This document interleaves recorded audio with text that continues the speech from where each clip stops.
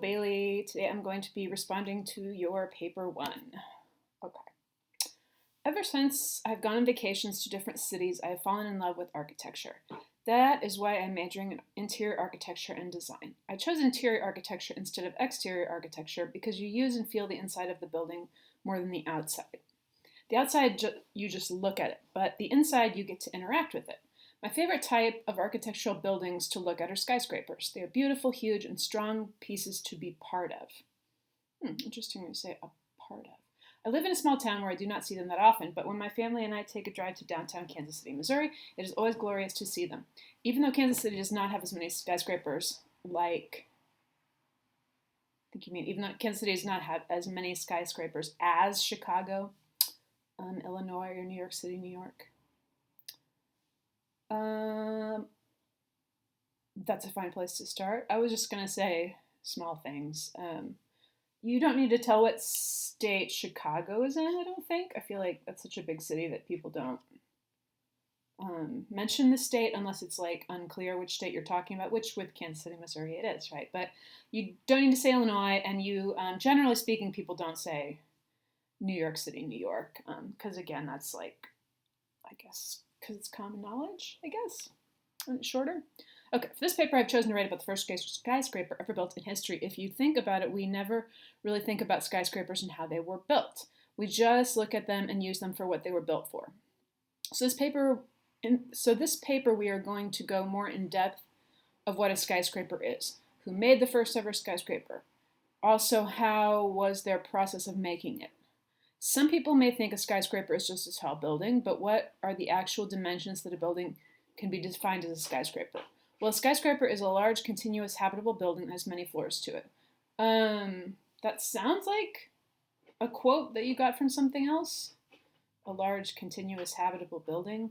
And if it is, we have to make sure you have it in quotation marks and you let us know whose definition that is.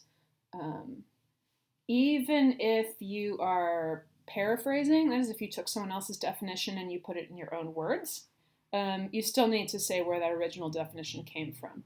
It just jumps out at me as something like, I don't feel like anybody would come up with that definition out of the air, right? I think you got that somewhere, so just let us know where. The most modern sources currently define skyscrapers, as being at least 100 meters or 150 meters in height, but there is no definite definition for a skyscraper. Okay, this is a good place for you to get into using your sources because you can tell where you got these different definitions. And God forbid when you don't, it's plagiarism. One other smaller thing in this paragraph is you have a question mark after, but what are the actual dimensions that a building can be defined as a skyscraper? Question mark. And you also need question marks. Some of your other sentences are questions. Who made the first ever skyscraper? Question mark. How was their process of making it? Question mark. Okay, cool. The first skyscraper ever built in history was the Home Insurance Building. It was built in 1885 and located on the corner of Adams and LaSalle Streets in Chicago, Illinois. It was built in 1885 and located on the corner, the building went down as the first ever modern skyscraper in history. It was designed by engineer William LeBaron Jenney. According to The Guardian.com, the Chicago Insurance Headquarters wanted William LeBaron, maybe there's an extra B in there, Jenney to design a tall fireproof building, but they wanted it to have as many office buildings as possible above the bank floor. Okay.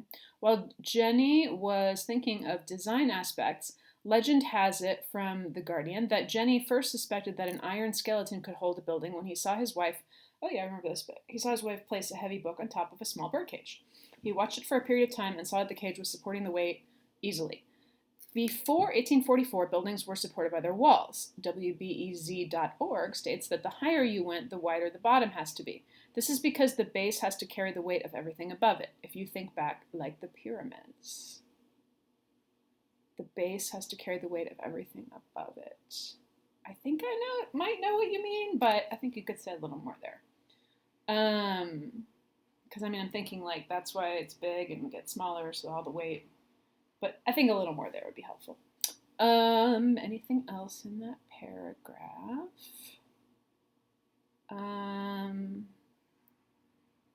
one small thing. So when you have Marshall for and Schmidt for, um, the period to end that sentence goes after Marshall for because you telling where it came from is technically part of the sentence, right? It's not part of the next one.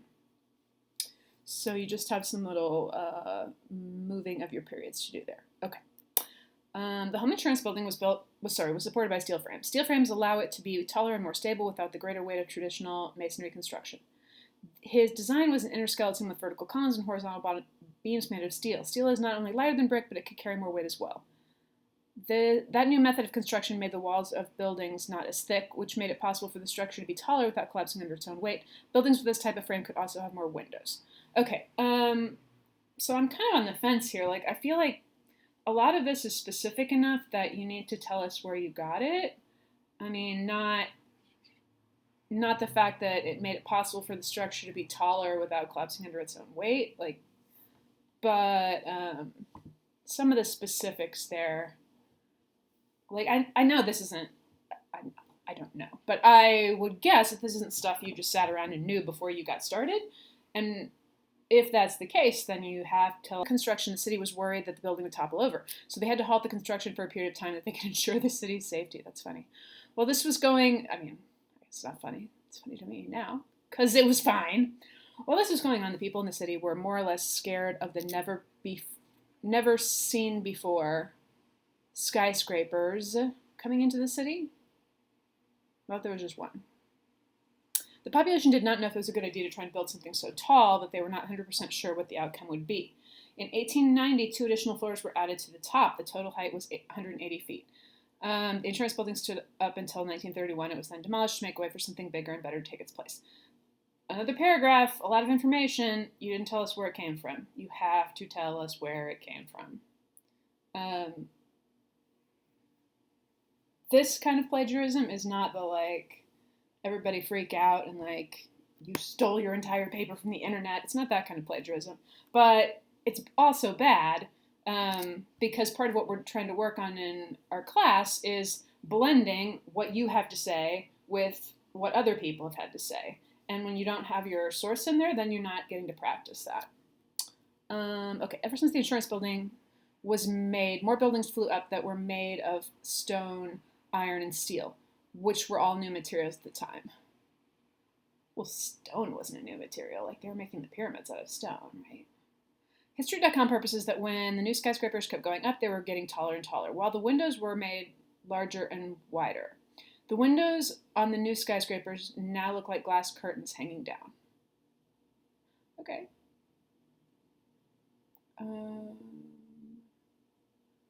The sentences there don't flow as well as maybe they could, but you're using the sources there. Much better. Ever since William LeBaron Jenney, I think you do have an extra B above, made the first skyscraper in history, has paved the way for the work of new architects and engineers. Jenney opened everyone's mind to bigger and better things, letting people know that it was okay to branch out and try something that had never been done before. The road may have been rocky, but there was light at the end of the tunnel. Jenney has also made history for the big city of Chicago. Chicago will always be the birthplace of the first skyscraper in history. Okay, let me glance at your works cited. Is this in another font? Yeah. Yeah, you want everything. Everything in Times New Roman. Everything. Minor and very quick fix. Your works cited looks good from this glance. Okay, so overall, here's my thoughts. The main thing you need to go back and work on is this issue of telling where you got your information. And I feel like potentially one reason that you ran into this problem, I could be wrong, but is that maybe some of the sources that you used didn't have like a ton of detail. That's just my guess. I could look at one right now. So like it might help you to just look up one more resource, maybe about skyscrapers in general, because it looks like you have all three of your sources talk about the world's first skyscraper. So that also might help you to have more information that you want to share. Yeah, okay. So I hope that is helpful, and I'll look forward to looking at your revision.